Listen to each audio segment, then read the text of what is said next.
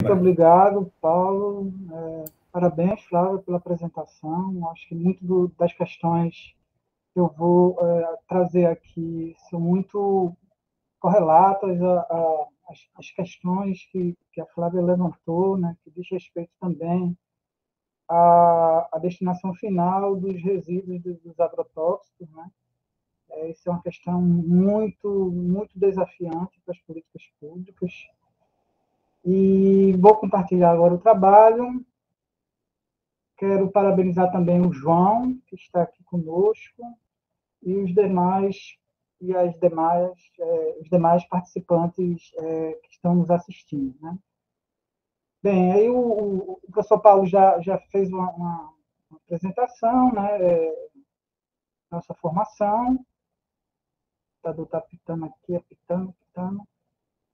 Bem, e aí quero falar, né, que o trabalho ele tem esse título, Análise da inscrição da temática agrotóxica e saúde nos cursos de graduação das instituições de ensino superior na Amazônia Legal, né? Bem, como esse trabalho, eu conto com a parceria, né, de outros pesquisadores, né, como a professora Rita Sueli Bacuri Queiroz, que é uma parceira aqui do nosso laboratório, a Regina Célia Borges de Lucena, que é uma amiga antiga e parceira nossa, que atua na Anvisa em Brasília, o professor Oscar Felipe Falcão Raposo, que é estatístico e trabalha na Universidade Federal de Sergipe, e a Tamires Macedo Nascimento, que é a nossa aluna de iniciação científica, que tem uma importante bolsa do CNPq para o desenvolvimento dessas atividades de pesquisa conosco aqui. Né? Bem, assim, só para situar um pouco, né, como a gente pensou em fazer essa apresentação, né? A ideia é falar um pouco, né, do meu lugar de fala. Eu acho que é importante sempre lembrarmos de onde a gente está falando. Localizar, né, o campo da saúde ambiental. A professora Flávia já comentou. O João, eu acho que vai abordar mais, né,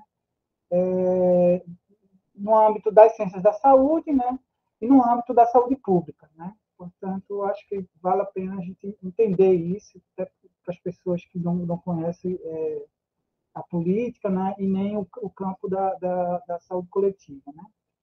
Eu vou abordar o problema de uma forma um pouco diferenciada, a partir de uma referência importante na área da filosofia, que é o argentino Juan Samarra. A gente utiliza ele bastante nas nossas abordagens. E aí, nessa perspectiva de apresentação da problemática, eu vou tratar, né, sobre tentar aqui falar um pouco, né, porque o Brasil se tornou o maior consumidor de agrotóxicos no mundo, né. Para isso é importante a gente entender esse contexto, né, o contexto atual de reprimarização da economia, a conjectura também política, né, o governo é ultra conservador, né, o Parlamento Federal dominado pela bancada BBB, né, que significa boi, bíblia e bala, a desregulação do marco regulador da lei dos agrotóxicos e da proteção do meio ambiente, a criminalização dos cientistas, servidores públicos, né, esse movimento da escola sem partido e todo o negacionismo da ciência, né, que sentimos agora as repercussões dela nessa crise sanitária decorrente da pandemia da Covid-19. Né? Bem, os resultados são resultados parciais, a pesquisa ela começou ano passado, a gente tem 12 meses de pesquisa, onde a gente aproveitou esse momento, né, das contingências, né, a Tamires não podia vir para cá, né, fazer o trabalho para a gente começar a trabalharmos juntos, né, portanto, a gente fez muito estudo de gabinete, né, análise documental, revisão da bibliografia, para situar esse problema no âmbito das instituições de ensino superior, né. Bem, primeiramente é o lugar onde a gente fala, né. Eu acho que é sempre importante, é um exercício de humanidade importante, né? A gente está sempre refletindo de onde a gente veio, por onde a gente foi e para onde a gente quer ir, né? E como muito de vocês, eu não sou diferente, né? Eu nasci num bairro chamado Cajueiro Seco, no município de Jaboatão dos Guararapes, que faz parte do Grande Recife. tive a oportunidade de estudar em escola pública, né, básico, fundamental e médio. Tive também a oportunidade de fazer um curso superior na Universidade Federal de Pernambuco. Fiz pós-graduação na Fundação Oswaldo Cruz, né? Portanto, e desde 2006 a gente tem atuado aqui, né? E essas questões elas estão interdependentes, né, a nossa forma de andar no mundo, né? Portanto, é imprescindível a gente sempre fazer essa reflexão, né, para a gente até valorizar alguns aspectos dos conteúdos curriculares, né, que muitas vezes passam despercebidos, né? Bem, aí, desde, como eu falei, desde 2006, a gente atua aqui, né, na unidade técnico-científica da Fiocruz, no estado do Amazonas, né? Ela tem como missão fortalecer o Sistema Único de Saúde no âmbito municipal, estadual e federal. Eu, especificamente, trabalho nessa área, né, que é chamada de saúde ambiental. Portanto, eu não sei se a Flávia e o João fazem essa diferenciação, né, do ponto de vista das ciências da saúde, né, localiza o campo da vigilância em saúde ambiental, né, dentro da saúde coletiva, né, e no caso da vigilância propriamente dita, da vigilância em saúde ambiental, ela fazendo parte de uma política pública, né, no âmbito de um sistema nacional, no âmbito do SUS, no Sistema Nacional de Vigilância em Saúde. A Fiocruz, assim como as universidades, elas praticam a pesquisa, ensino e extensão. No caso da nossa forma de atuar, a gente tem uma atuação muito forte na extensão, né? E é por meio dessa extensão que a gente pensa os problemas, né? Os problemas de saúde pública, em especial, né? A gente participa do Comitê Municipal de Mortalidade Relacionada ao Trabalho, a gente faz parte da Associação Brasileira de Saúde Coletiva, no grupo de saúde e ambiente, a gente atua no GT de Aerotóxico e Saúde da Fiocruz, que é ligada à presidência da Fiocruz, e desde 2014 a gente implantou aqui o Fórum Amazonense de Combate aos Impactos dos Agrotóxicos, né? Portanto, essa participação, né, nos movimentos sociais, né, nessas arenas, elas são importantes para entender, né, outras perspectivas, outros epistemes de abordar o assunto, né? Portanto, é a partir, por exemplo, do Comitê Municipal de Mortalidade relacionado ao trabalho, né, a gente vê, né, a gente consegue visualizar quem são as populações mais expostas, né, ao agrotóxico, né? E é a partir desse olhar, né, que a gente constrói todas as reflexões e fazemos as proposições no sentido de fortalecimento das políticas, né, de implantação em especial dos programas no âmbito dos municípios da Amazônia. Assim, só para reforçar, né, essa história da política pública, né, da vigilância em saúde, a gente tem ela, né, que tem uma finalidade, tem um objetivo de analisar a situação de saúde das populações, né, articulada a um conjunto de ações destinadas a controlar os determinantes riscos dos danos à saúde. A gente dialoga, a partir dessas análises, a gente dialoga com a atenção à saúde, no sentido de sugerir, né, orientar como essa atenção à saúde deve estabelecer suas prioridades na assistência. Portanto, a vigilância, pelo menos do ponto de vista no papel, ela deveria estar muito integrada à atenção à saúde. A gente tem um longo caminho para percorrer nesse sentido, né? É uma crítica que a gente faz. E a vigilância em saúde ambiental, né, ela tem o objetivo de proporcionar, né, conhecimento no sentido de detectar as mudanças de fatores determinantes e condicionantes do meio ambiente que interferem à saúde humana, né? Portanto, tanto a vigilância em saúde como a vigilância em saúde ambiental, que faz parte dessa vigilância em saúde, né, elas têm um caráter de prevenir, né? Sai mais barato do que cuidar, né? Cuidar e curar, né? Portanto, o objetivo da vigilância em saúde, da vigilância em saúde ambiental é garantir a vida, né? E nosso objeto de trabalho, né, são os territórios, as instituições e as coletividades humanas. Então, mais uma vez reforçando, né, para mostrar como está estruturada essa política, né, de vigilância em saúde. Em geral, quando a gente vai no município, né, a gente pergunta, ó, quem é o pessoal de vigilância e saúde? Ninguém sabe falar, mas se perguntar quem é a vigilância sanitária, é o nome mais frequente, né, nas pessoas que atuam nos municípios, mas é sabendo que essa vigilância sanitária ela faz parte dessa vigilância em saúde. Né? Portanto, ela tem esse caráter de promoção. Né? Mas aí tem as outras vigilâncias, a vigilância epidemiológica, que está mais relacionado à questão da prevalência das enfermidades, em especial as doenças de notificação compulsória, a exposição endógena ao agrotóxico um agravo, é uma doença de notificação compulsória. Né? A vigilância em saúde ambiental, que ela está estruturada a partir dos vários componentes do meio ambiente. Né? Tem o Vigiágua, que é o mais antigo, né? O Vigiar, e vou falar mais especificamente da vigilância em saúde das populações expostas a agrotóxicos. Né? Essa vigilância, esse programa é o mais recente da Coordenação de Vigilância e Saúde Ambiental do Ministério da Saúde, que se formulou, né, a partir de provocações de uma agenda pública. Uma agenda pública onde os movimentos sociais, os sindicatos de trabalhadores, né, se fizeram muito presentes. Né? E, logicamente, as instituições de ensino, pesquisa, né, que participam, que atuam nessas arenas, questionando, né, esse modelo de produção. Bem, aí, como eu falei no início, né, a gente utiliza, né, um autor importante, um filósofo importante, que é Juan Samarra, um argentino, ele me deixou agora em 2007, né?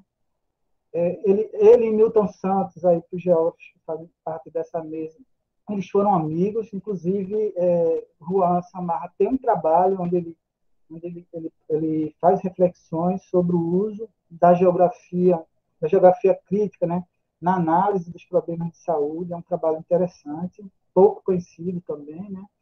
Mas ele diz o seguinte, ó, os objetos da ciência da saúde, né, ele pode ser analisado a partir de três categorias. O problema, né, sobre o problema, ele traz uma questão bem interessante. Ele fala que o problema está mais articulado à interrupção de algum processo da reprodução social. Né? É a teoria que ele defende. Né? E aí ele diz o seguinte, esse problema, em geral, a gente só verifica em números de adoecimento e morte, ou seja, quando há essa interrupção e ela se transforma em um dado específico. Mas, em geral, a gente não vê, né, a gente não visibiliza toda a rede de acontecimentos relacionados a ela.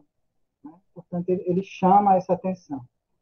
Sobre as representações, diz respeito de como são os mecanismos de transmissão das normas humanas, né, por meio da comunicação e da linguagem, que, na atualidade, o poder midiático ele tem um papel importante na produção dos sentidos.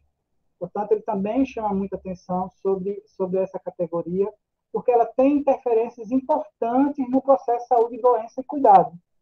A gente viu agora com a Covid, né, como esse negacionismo, as diversas representações sobre os efeitos adversos, sobre a possibilidade de imunização que a vacina poderia trazer, né, que acarretou todo um atraso, né, na vacinação da população. Né? Em Manaus mesmo, a gente só tem 26% da população coberta com as duas vacinas. Né?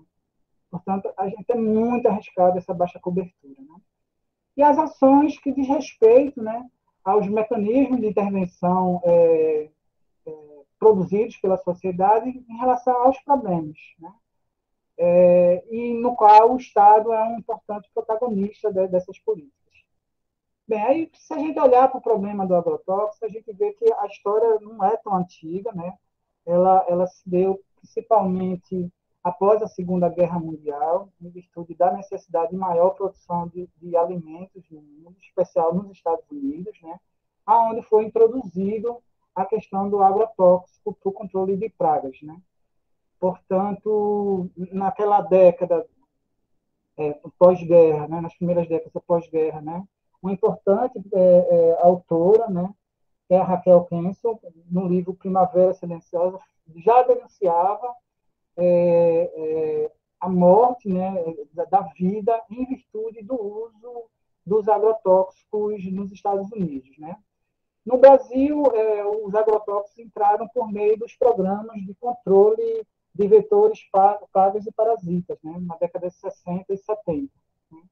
Portanto, ele foi utilizado muito intensamente para fazer os trabalhos de saúde pública, e a partir da década de 90, né, se intensificou o uso do agrotóxico decorrente da expansão agrícola no país. Né? E na década de 2010, o Brasil se torna o maior consumidor de agrotóxico no mundo. Né? Para vocês terem uma ideia, na década de 2010, né, o Brasil teve um aumento de 190% no consumo, né? Enquanto a média do mundo era de 93%. Bem, e quais são as repercussões disso na vida? Né? Primeiro, a gente tem que entender, né, que os dados têm mostrado, né, apesar de eles serem bastante questionados pelo poder do agronegócio, né, mas se a gente verificar, por exemplo, o penúltimo relatório do PARA, né, que é o Programa de Avaliação de Resíduos nos Alimentos, a gente vê que em 78% das amostras analisadas em 2011 e 2012, 78% dos produtos alimentícios, né, eles tinham resíduo de agrotóxico. Portanto, por aí a gente percebe diversos riscos e danos, né, à vida humana e à vida da fauna e da flora que pode estar repercutindo muito de forma que ainda a gente não consegue visibilizar adequadamente. Né? Vários estudos tentam correlacionar o aumento do agrotóxico à maior prevalência dos cânceres, né? Mas ainda há necessidade de um estudo de controle, caso controle, né, que consiga aferir isso mais adequadamente.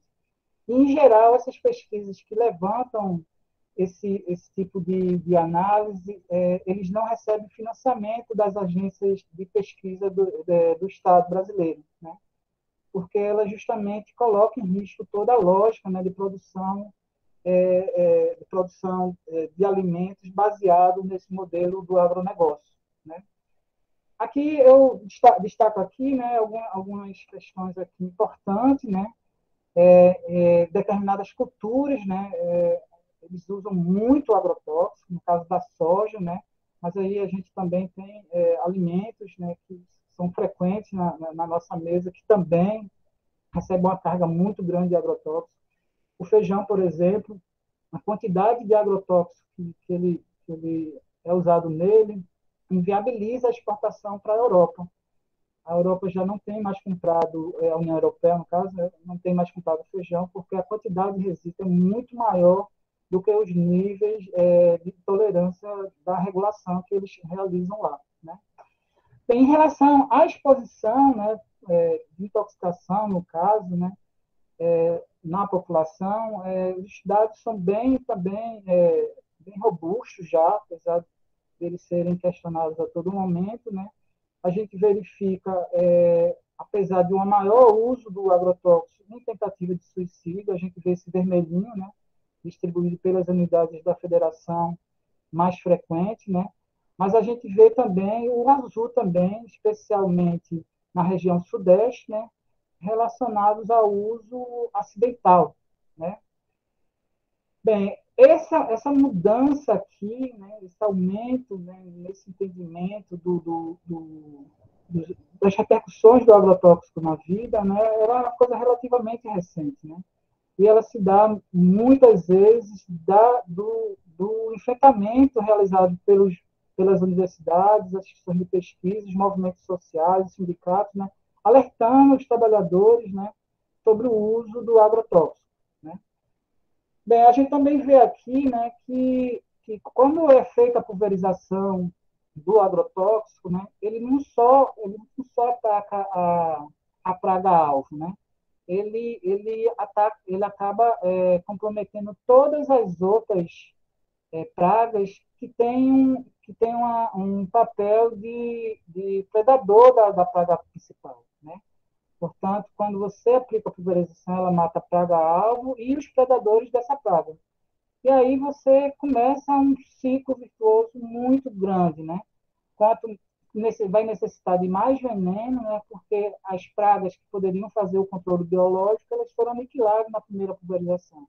E aí vai, né? Sem falar no comprometimento, né, do lençol freático, né? Dos resíduos impregnados no solo, né? Portanto, nas chuvas ácidas, né, que há relatos sobre elas, né? Portanto, a gente vê que o problema ele não só aparece aqui, né? Existe toda uma rede de acontecimentos relacionado a ele, né? Bem, as representações. As representações, em geral, né, o agronegócio ele tenta minimizar os riscos, né? Por exemplo, o projeto de lei que está sendo falado bastante aí do pacote do veneno, né? Eles querem proibir o uso desse termo agrotóxico. Eles querem que seja utilizado produtos fitossanitários. Inclusive, teve um movimento agora da bancada BBB, né, Boi, Bíblia e Bala, no sentido de excluir o nome agrotóxico de todos os documentos que estão disponíveis na internet, né, no site, por exemplo, do Ministério da Saúde. Né? Portanto, tudo no intuito, né, de abrandar os efeitos, né, e o conhecimento dos efeitos que se tem sobre os agrotóxicos na vida. Né? E aí, desde 2016, né, o agronegócio faz um grande contrato de publicidade, né, e que vem difundindo no horário nobre, né, de uma importante emissora de televisão do país, né, que o agro é tech, o agro é pop, o agro é tudo. Né?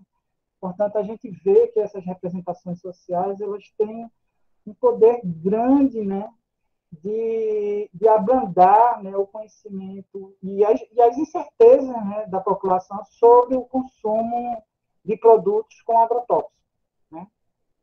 Bem, em relação às ações, né, em geral, o Estado brasileiro ele atua de uma forma de uma esquizofrenia estrutural, como diz João Nunes, lá da Universidade de Coimbra. Né?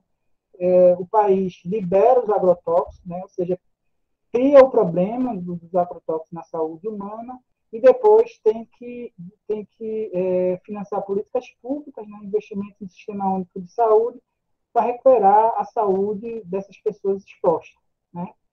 Portanto, a gente percebe muito bem, né, que atualmente, né, essa bancada e os ministros, né, eles têm atuado muito intensamente na questão da flexibilização das políticas, mas também de criminalização dos pesquisadores. Né?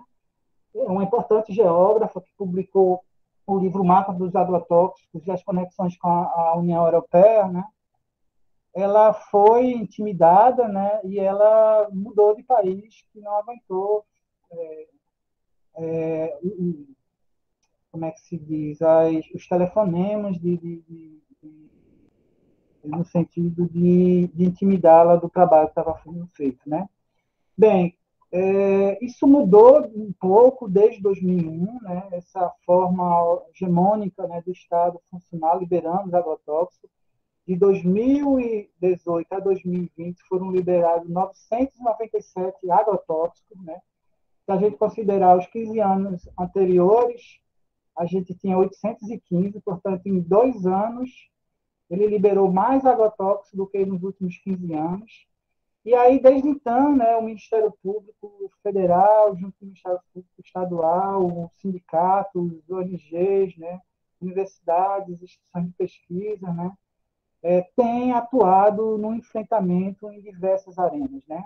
Vale salientar que essa arena, geralmente, ela é muito desproporcional. Né, se levar em consideração o poder econômico do agronegócio, né, e na qual ele se utiliza do poder midiático, né, para difundir o uso do agrotóxico, né, e apaziguar não, e abrandar, no caso, os efeitos desse agrotóxico na vida humana. Né? Portanto, quando a gente percebe o problema, a gente tem que entender ele sob essas categorias enriquece a problematização do assunto de interesse da pesquisa. 3 minutos, Bem, professor. ainda, eita, mas 3 minutos já, ainda sobre as representações, né, a gente percebe que o meio técnico-científico informacional, né, é quando a ciência foi cooptada pela indústria, né, portanto, esse modelo do agronegócio está cristalizado na questão do uso do agrotóxico, né, a gente vê que essa sociedade mediatizada, né, ela acaba por informar muito, mas também de abrandar muito o problema, né? E há também uma hipervalorização das pessoas, né? No sentido, não, eu sou livre a consumir do jeito que eu quero e produzir do jeito que eu quero. Né? Portanto, isso é bem complicado. Bem, assim, só para reforçar, né, que essa questão da produção de alimentos no mundo é complexa, né, complicada, né? Se a gente observar, né, a gente percebe que 10 multinacionais ela detêm a produção de alimentos no mundo, né? E interessante que muitos desses conglomerados internacionais eles estão ligados à Bayer que produz o veneno, né? Estão ligados à Monsanto que produz os transgênicos, né? Portanto, doença, no caso ligada à agrotóxica, é um grande negócio, né? Entendemos que cabe ao campo da comunicação e saúde compreender intervenções sobre os processos sociais de produção científica que afetam diretamente a saúde pública, né? Como eu falei, a gente pretende analisar a inscrição da temática, né, na matriz curricular dos projetos político-pedagógicos dos cursos de graduação da Amazônia Legal. Bem, aí como resultados, né, a gente fez várias análises de referência biográfica, né, a universidade pública, a Constituição determina isso, né, que ela trabalha com os princípios indissociáveis do ensino, pesquisa e extensão.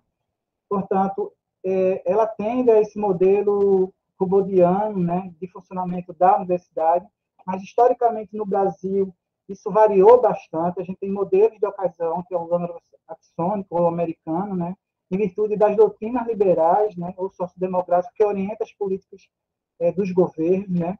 Vale cimentar que essa relativização do uso indissociável do ensino, pesquisa e extensão, ele foi flexibilizado desde 2001, né, quando dispôs sobre a obrigação de fazer pesquisa, ensino e extensão apenas das instituições de nível superior organizadas sob a forma de universidade. Paulo, me dá mais um tempinho, eu acho que na introdução andei muito, me dê mais 2 minutos aí, por favor, depois eu pago a conta da cerveja no bar, tá? Pode ser? Professor Bem, Giovanni, então o aí, senhor acerta com o professor Giovanni. Eu dou 2 minutinhos. né? Tá bom, obrigada. E aí, se a gente analisar, né, a nossa metodologia trabalhou com dados secundários, né, a gente analisou o banco de dados do Ministério da Educação, né, na questão dos cursos, a gente fez um recorte a partir da nova classificação de área de formação e detalhada dos cursos da universidade. A gente verifica que na Amazônia Legal, dos 4.693 cursos analisados, a maioria não tem compromisso com a pesquisa, ou seja, elas não estão organizadas sobre a forma da universidade. A gente vê que já uma intensificação da privatização, né, do ensino superior, né, e boa parte desses cursos já são ofertados à distância, né? Portanto, são questões que trazem outras relevantes, né? Bem, acho que isso aqui não era para existir. Vamos lá. E aí é importante a gente lembrar, né, o planejamento de ensino, né, o roteiro de elaboração de um projeto político-pedagógico, né? A gente tem que entender esse contexto, essa conjectura, né? É o lugar de fala, né, da instituição, né? Portanto, a gente tem que entender qual a concepção de sociedade vai orientar essa minha universidade, concepção de cidadão, de conhecimento, e levando em consideração também, né, as, as, as, as matrizes, né, político-filosóficas da pedagogia, né? A reprodutora, a redentora, a transformadora, né? A libertadora, né? Portanto, a gente tem que entender como a minha instituição está ofertando essa formação. Né? Bem, em especial, oferece experiências sensoriais múltiplas, né? Acho que é um grande desafio dessa modalidade à distância, né, de a gente estar exercitando isso, né. Uma outra questão muito desafiante, né, que desde o século passado a formação dos professores, né, tem interferido na qualidade de ensino, porque existem dois modelos, um que não preconiza, né, a formação pedagógica, né, na formação, e outro que preconiza, sim, né. Eu fiz geografia e me formei em geografia, nem lembro mais, para ensino, e o outro já nem lembro mais. Enfim, e aí a gente também tem esse problema no mestrado, né, na pós-graduação. A gente geralmente, essa questão da docência, a gente oferta uma disciplina que, na verdade, é um currículo de estágio da docência, né? E a gente não tem muito falado sobre as questões da pedagogia e da didática, né? Bem, portanto, se a gente pensar um projeto político-pedagógico e a matriz curricular do curso a partir da perspectiva história crítica, né, a gente precisa fazer um exercício de desmontar as teorias hegemônicas conceitualizadas histórica, socialmente e epistemologicamente, né. Fiz um quadro aqui para mostrar como pode ser feito isso. Saviani, que é um importante educador que trabalha muito tempo nessa perspectiva de história crítica, né, ele diz que a gente pode fazer isso historicamente, a gente precisa mostrar em que contexto surgiu e se desenvolve essa política, né? No caso do agronegócio, aplicando já para a Amazônia, sobre a ocupação do espaço, né? Socialmente, né? Descrever como essa ocupação repercutiu sobre o modo de vida dos povos e comunidades da Amazônia, e epistemologicamente, né? No sentido de identificar quais as teorias que orientaram a ocupação na Amazônia. Bem, por fim, esse trabalho ele segue, né? A gente está com um questionário online que vai ser enviado para as instituições de ensino superior. Caso vocês recebam esse questionário, por favor, preencham ele adequadamente, né? A ideia é produzir um documento que oriente, né? A matriz curricular para tratar essa questão do agrotóxico, né? E a gente pretende produzir publicações e organizar eventos no sentido de melhor interpretar esses problemas na perspectiva da vigilância saúde ambiental e da vigilância saúde do trabalhador. Bem, meu nome é Marcília, aqui está o meu contato, e obrigado, e desculpe o estouro do tempo aí, Paulo.